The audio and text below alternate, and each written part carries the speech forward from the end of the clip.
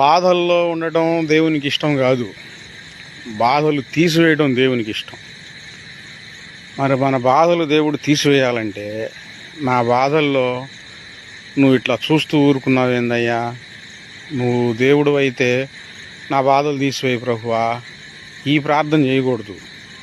ప్రభువా, ఈ బాధ తట్టుకునే శక్తి నాకు దయచెయ్యి, త్వరగా ఈ బాధ నుంచి నన్ను కోలుకునేటట్లు చెయ్యి, నీ హస్తంతో ఈ బాధలు తీసివేయి ప్రభువా అని వినయ విధేయతలతో ప్రార్థన చేయాలి. చాలామంది చేస్తున్న ప్రార్థనలు నేను విని చెప్తూ ఉన్నాను, నువ్వు దేవుడు అయితే అంటున్నారు. దేవుడు అయితే అనే మాట సాతాను నోట నుండి వచ్చేది, అది మీ నోట పలికిస్తుంది సాతాను. ఆయన దేవుడే, ఆయన ప్రభువే.